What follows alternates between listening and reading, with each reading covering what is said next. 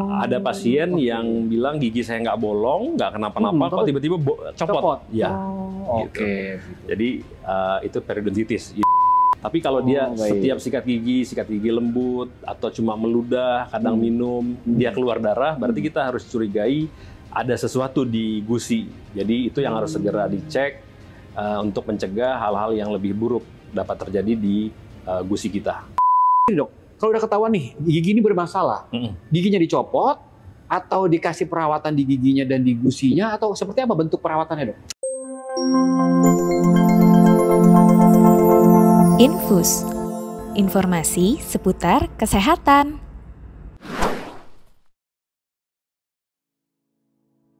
Halo Sobat RSPP, dimanapun Anda berada, terima kasih Anda masih setia nih nonton podcastnya IHC Rumah Sakit Pusat Pertamina Infus, informasi seputar kesehatan. Rudi Johan masih jadi host di sini di sebuah episode yang kali ini ngomongin tentang gigi, kesehatan gigi.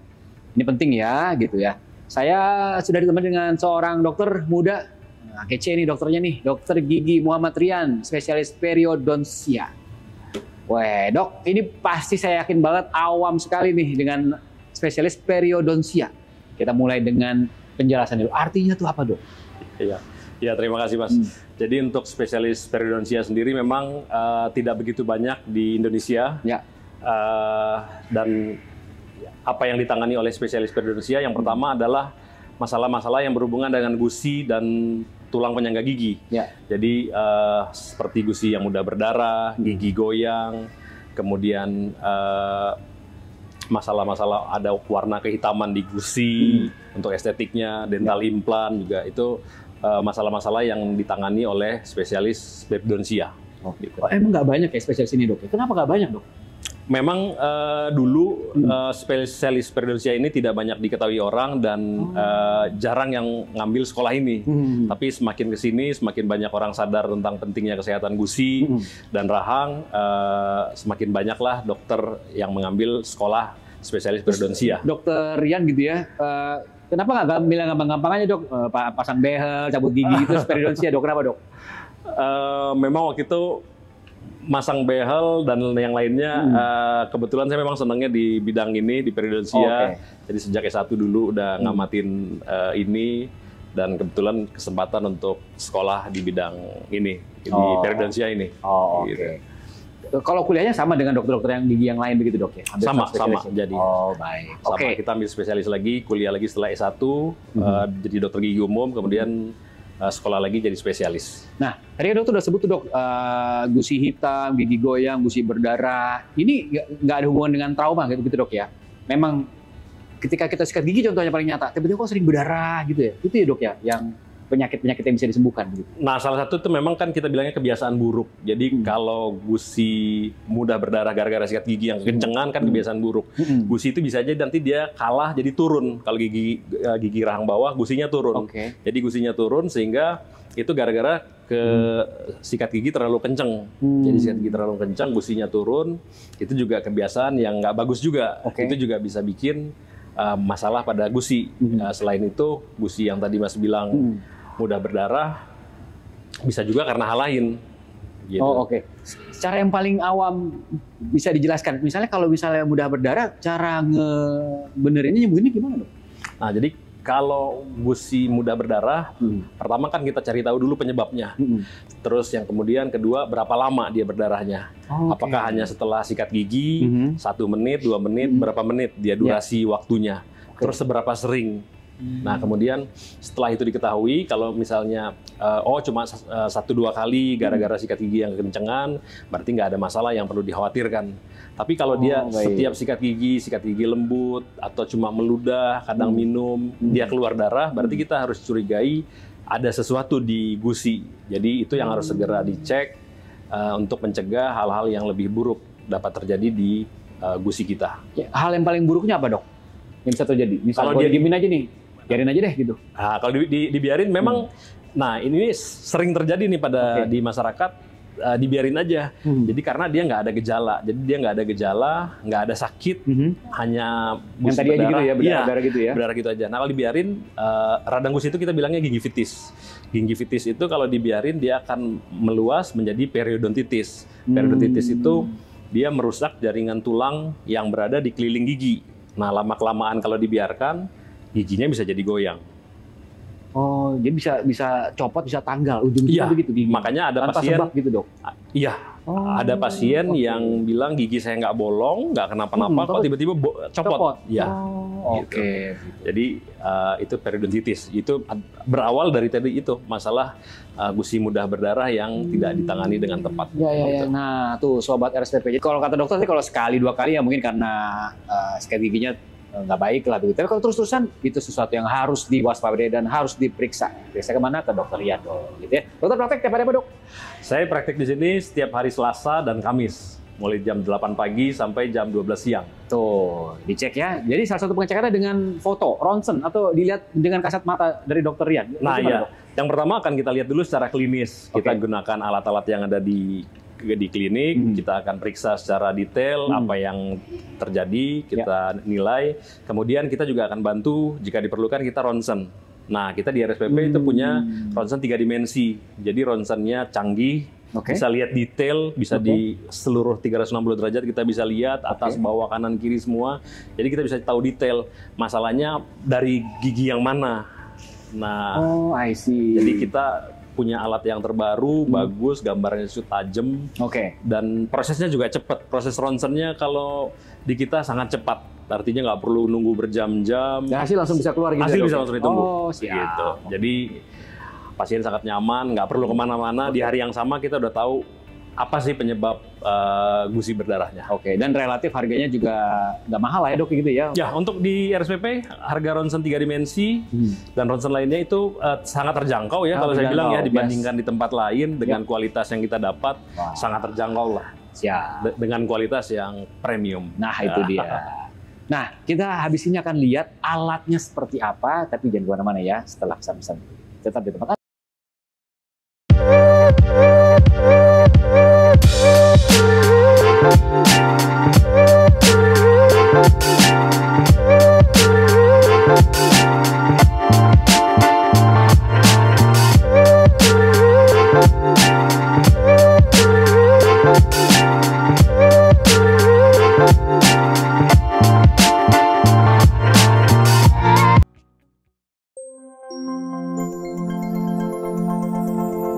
Infus, informasi seputar kesehatan.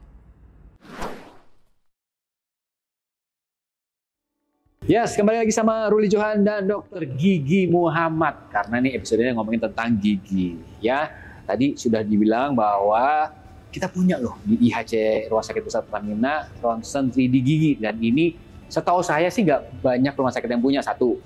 Walaupun ada yang punya, nggak secanggih kita. Terus yang ketiga, harganya. Nah, ini harga penting banget ya. Ini sangat-sangat terjangkau. Kalau ingin tahu nanti telepon aja ke call center kita ya. Harganya berapa sih? Saya mau cek gigi saya 3D gitu. Nah, Dok, berarti ini alatnya ya?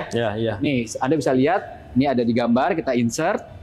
Nah, ini ada satu case yang diambil sama dokter gigi Rian. Silakan, Dok. Ini ceritanya gimana, Dok? Nah, jadi kan kalau ada pasien datang dengan keluhan tadi gusi berdarah tadi, ketika datang kan kita setelah periksa. Setelah kita periksa, kadang-kadang terlihat dia sepele, hanya masalah gusinya saja. Setelah kita periksa, lakukan ronsen 3 dimensi tadi, kita menemukan bahwa ternyata masalahnya tidak semudah atau masalah sepele yang kita pikir. Jadi dia sudah merusak tulang di bawahnya, sehingga jika dibiarkan gigi itu akan lepas tiba-tiba. Jadi nggak ada gejala, tiba-tiba giginya lepas aja gitu. Kalau dibiarin ya, kalau nggak dirawat. Itu jadi mesti gini, Dok. Kalau udah ketahuan nih gigi ini bermasalah, giginya dicopot atau dikasih perawatan di giginya dan di gusinya, atau seperti apa bentuk perawatannya, Dok? Nah, kita memang ada treatment.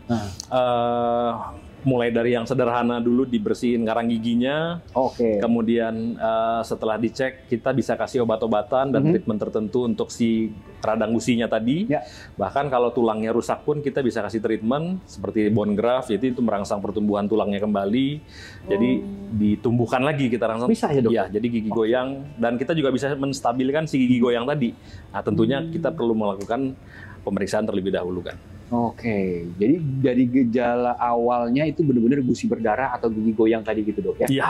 Sehingga nanti bisa dilihat dengan foto cekrek tadi, yang Anda lihat tadi di 3D ronsen itu, sehingga ketahuan nih masalah di mana dan bisa diperbaiki. Ya. Sakit nggak dok?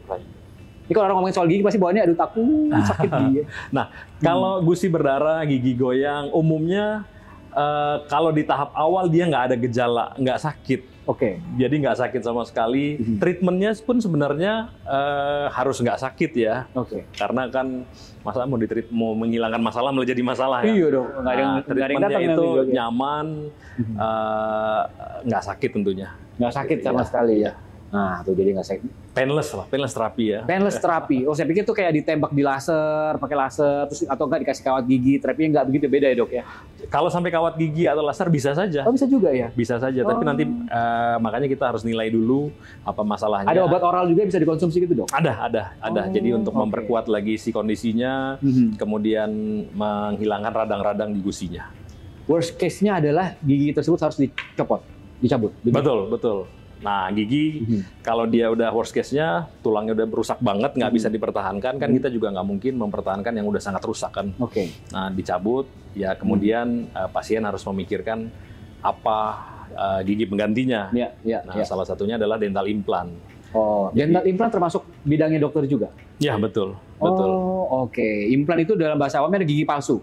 Betul, gigi palsu yang ditanam. Nah, bukan yang lepas-lepas begitu ya, seperti kakek nenek Anda yang lepas itu. Bukan, sobat. Ini yang ditanam. Nah, ini kayaknya menarik nih. Di segmen berikutnya kita ngomongin soal implant ini. Karena ini bukan hanya sebagai fungsi estetik, tapi memang ya fungsi buat makan gitu ya. Kalau Anda penyanyi, Anda harus punya gigi yang rapi, yang bagus gitu dok. Betul. Kita ngobrol lagi di segmen 3 dok ya? Siap. Oke, tetap di tempat Anda.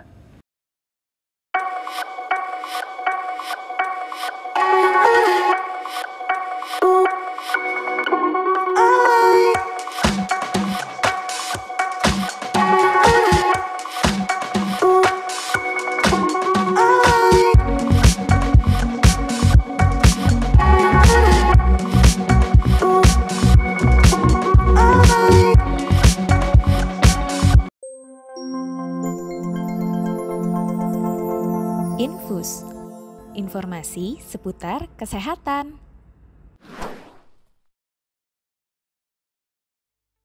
Ya, Infus, informasi seputar kesehatan, podcast by IHC, Rumah Sakit Pusat Pertamina. Kita obrolin tentang kesehatan gigi bareng sama Dr. Rian. Nah, di segmen 3 ini kita mau bahas tentang implannya.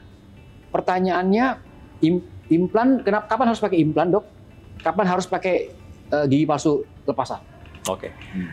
Memang dental implant ini adalah salah satu gigi palsu yang dipasang pada pasien-pasien yang tentunya tidak memiliki gigi. Bisa karena dia dicabut, lepas sendiri, atau memang nggak ada benihnya. Nah, implan ini dia ditanam ke dalam tulang sehingga sifatnya permanen. Dia nggak dilepas pasang. Itu dipasang pada kondisi pada pasien-pasien yang tulangnya cukup tentunya. Nah, kapan dipilih implan, kapan dipilih gigi palsu lepasan? Yang terutama adalah kembali lagi tergantung pasiennya tentunya. Yang kedua adalah tergantung kondisi tulang si pasien. Tidak semua kasus bisa dilakukan pemasangan implan. Contohnya dok, kenapa nggak bisa? Jadi tidak semua kasus langsung bisa dipasang. Bisa saja dia perlu di bone graft dulu, ditebelin tulangnya. Jadi nggak bisa langsung dia dapat dental implant. Bisa saja karena tulangnya tipis. Dia punya alergi metal mungkin ya, walaupun sangat jarang sekali ya. Nah, kemudian tulangnya tadi yang sangat tipis, tapi itu bisa kita lakukan regenerasi tulang dengan bone graft tadi, kita tumbuhkan lagi tulangnya sehingga dia bisa dipasang. Oke. Nah, kalau implan itu berarti kan seumur hidup dok? Apa ada kurun waktu misalnya 20 tahun harus dilepas, dicek lagi atau segala macam, gimana dok? Nah, kalau dental implant ini sendiri dia dirancang bertahan seumur hidup di dalam mulut. Jadi bukan untuk 20 tahun dilepas, 5 tahun sekali dilepas, tapi tetap harus terkontrol. Jadi dental implant nggak bisa sekali pasang, dibiarkan tanpa kontrol ke dokter gigi.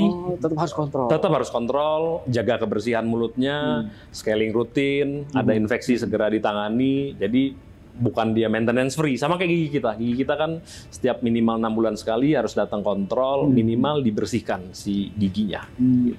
Usia berapa dok mulai bisa pakai implan? Apakah dari anak yang sudah gigi bungsunya udah selesai terus gigi dewasa tumbuh atau ada umur tertentu, Dok? Ya, betul. Jadi ketika gigi tetapnya sudah tumbuh sempurna semua, jadi ketika dia dewasa, saat itulah dia bisa dilakukan pemasangan dental implant. Jadi pertumbuhannya sudah sempurna, pertumbuhan rahang sudah sempurna, di saat itulah dia bisa dilakukan pemasangan implant. Pertanyaan sejuta umat, Dok. Sakit nggak, Dok? Tentunya enggak. Oh, enggak ya, Dok? Ya, kalau bius lokal. Kalau sakit pastinya orang nggak mau dipasang implan kan. Jadi rasa nggak nyaman mungkin ada, tapi bukan yang sakit yang gimana enggak. Jadi boleh dikatakan painless juga itu. Karena semua bisa ditangani dengan obat-obatan. Jadi hampir nggak ada masalah di rasanya. Di semua gigi bisa kita implankan yang nggak ada gigi. Bisa. Di semua posisi gigi. Atas bawah gitu ya? Bisa. Atas bawah. Jadi semua gigi orang ompong full bisa dilakukan dental implant. Oh ya? Iya. Satu implan misalnya makan durasi berapa lama pemasangannya? Untuk hanya 1-2 implan nggak nyampe 1 jam biasanya. Oh, cepat. Prosesnya cepat, dipasang.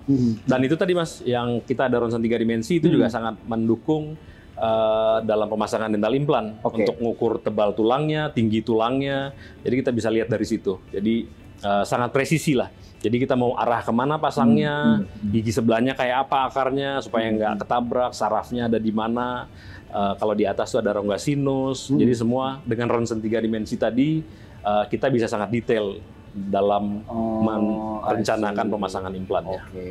Jadi tidak semenyeramkan yang Anda pikir ya, Sobat RSPP ya, bahwa ini ya mudah, nyaman, relatif juga tidak sakit begitu ya. Ya kalau sakit dikit ya namanya juga ada tindakan begitu ya, Dok ya. Iya. Oke, dan ini last forever begitu ya. Masuk misalnya kita ke bandara, Dok.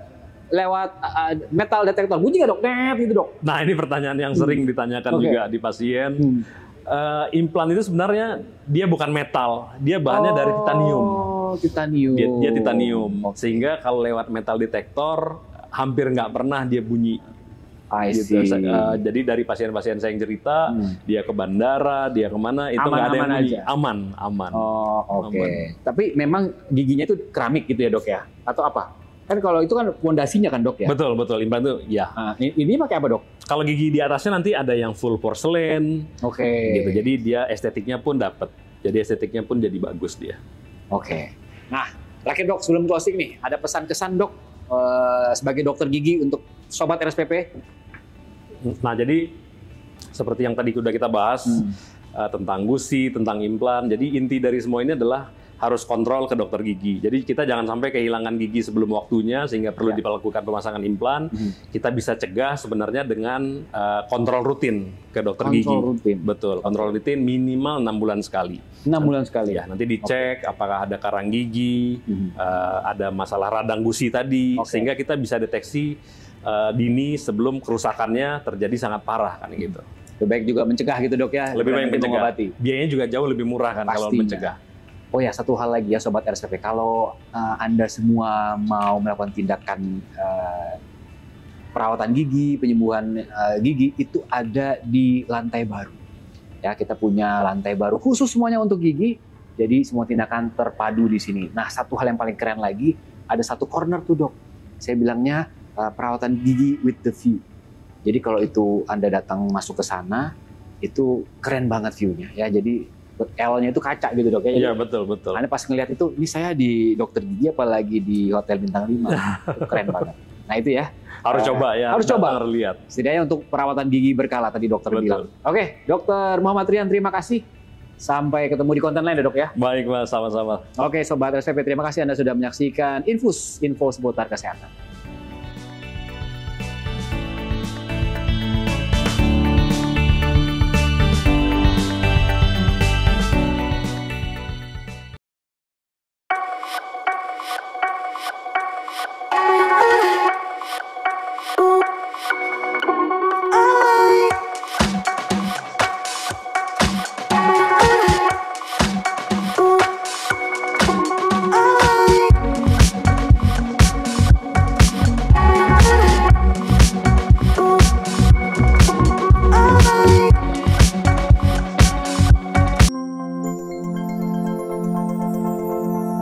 Infus.